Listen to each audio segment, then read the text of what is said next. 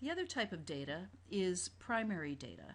And this happens within companies when secondary data is not enough to respond to a particular research question.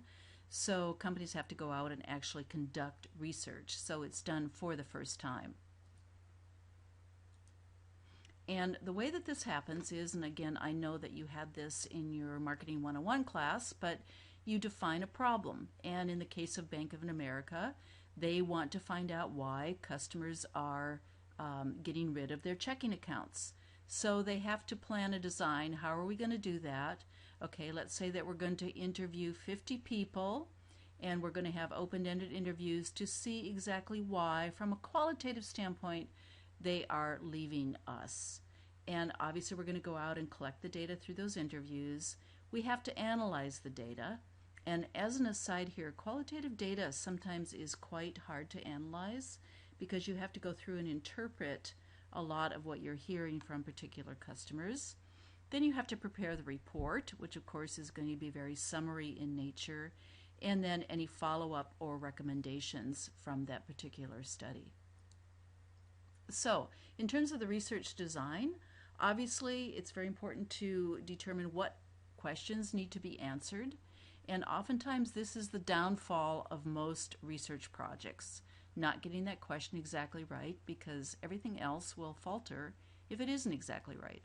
And then how is the data going to be gathered? Where are we going to do that? What time frame? And then exactly how are we going to be analyzing that? So a lot of different ways that research is conducted. Of course, there are in-home interviews where people companies actually go to houses and do that. We've all been in malls where people try to intercept you and try to conduct an interview. And those good old dinner telephone calls of taking surveys. Also, self-administered is a really good way to do it. I had physical therapy a few years ago for tennis elbow, and on the way out, the physical therapist had a computer set up so I could just go right on the survey right then and there and do it. So that was a cool way to do that. Also, mail surveys, so you ask people to mail them in, and perhaps you give them some sort of incentive to do that. Also, executive interviews, particularly this would be in a more qualitative sense, but you would start with executives of companies and get their input in terms of what consumer thinking was, where things are headed, trends, etc. Also, focus groups, probably many of you have been involved with focus groups, so getting people together and having generalized questions for discussion about particular topics. And then also just one-time surveys. This could be through mail or a lot of different other ways. Also, observation is becoming much more popular as a way to do research. Particularly, you have mystery shoppers in supermarkets. It's a very excellent way to observe people and how they're shopping and what is important to them. Also, if you think about Mattel with toys, almost all of their research is observational because it would be nearly impossible to interview a child under 5 years old. So they set up two-way windows and they observe how the child is playing with particular toys to see how it is used.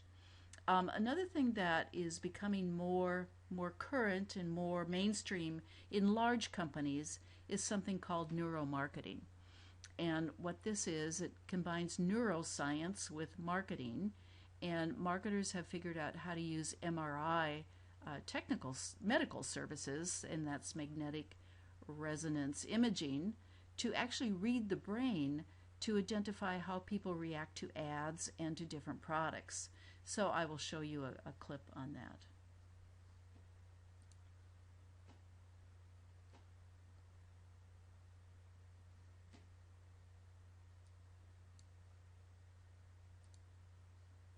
Get the Big Eye look. New Big Eyes Mascara from Maybelline, New York. With our Big Eye Brush Duo. Upper brush pushes lashes over the top. Micro brush defines every bottom lash. It's 2 times more impact for bigger eyes. Maybelline's new Falsies Big Eyes. Maybe it's Maybelline.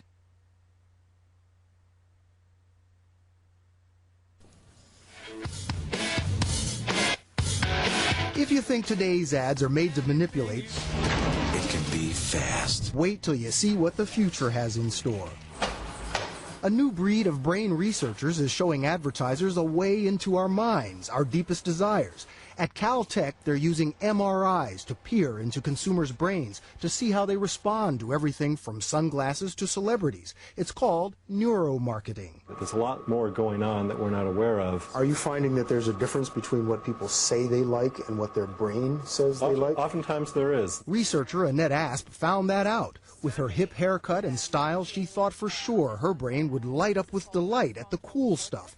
But look. And this is how my brain responds to the cool images. Almost nothing. Instead, a strong negative reaction to uncool things. So you're cool so that you won't be uncool. Exactly. Do you feel like it was reading your brain, reading your mind?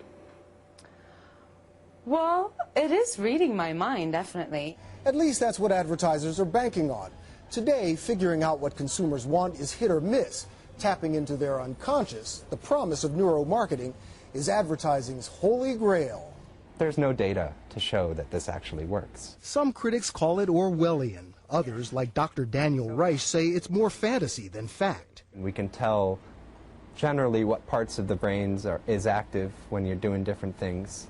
But no, I can't tell you what you're thinking. Still, brain imaging does reveal deep emotions when we make choices, like voting. At UCLA, they're studying voters' responses to President Bush, Senator Kerry, and political ads like this classic. Guess what? Republicans and Democrats are different. Democrats more agitated by the violent images. Which suggests that Democrats dislike violence in general. It can't be that Republicans like violence. They're less disturbed by violence. It's not that they like it. Do you understand how people might be worried about this technology? Yeah, I guess the main point is that they feel they could be manipulated. But there is nothing wrong in, first of all, in trying to figure out whether this stuff works or not. Neuromarketed goods could be on sale next year. In this brave new world, an old adage applies. Buyer beware. In Los Angeles, this is Bill Whitaker for Eye on America. For one struggling community outside Seattle, it took an idea for a small business and a bank who believed in it to help bring a community back to life. J.P. Morgan Chase.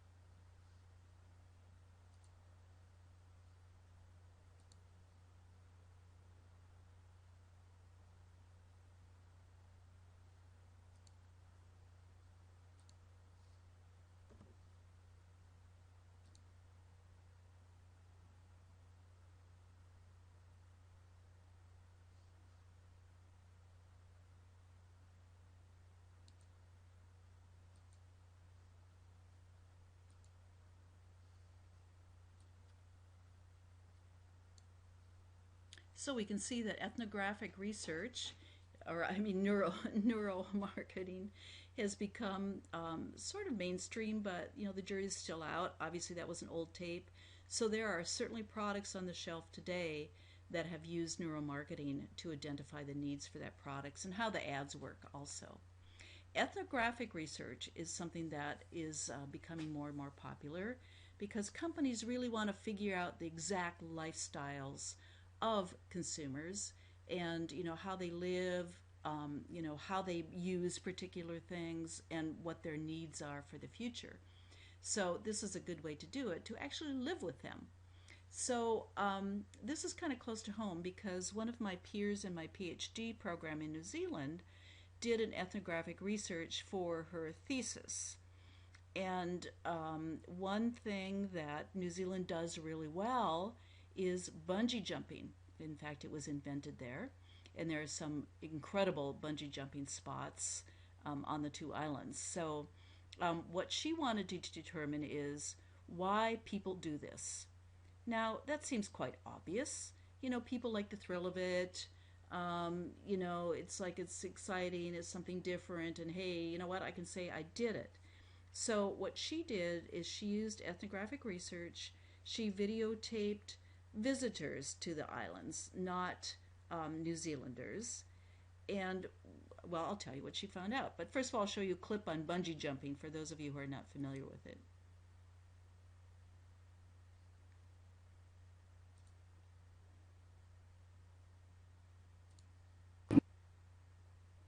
New Zealand bungee jumping, reckoned to be the best in the world, started in Queenstown after local operator A.J. Hackett leapt from the Eiffel Tower in Paris in 1987.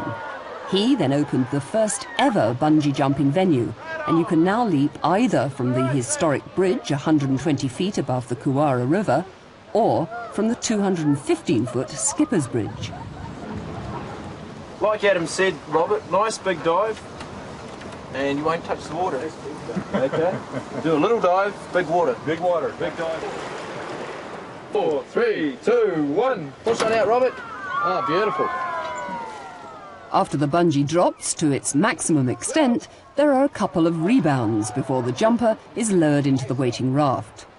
Other bungee operations around the country use crane platforms, stadium roofs, high dive boards, even a disused rail viaduct.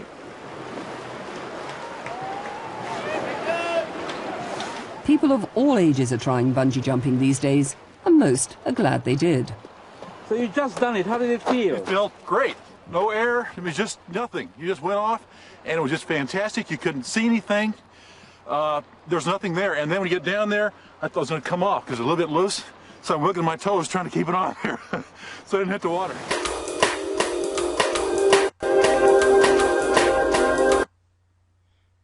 So, what she found out through this study is that people do this so they have a story to bring back home.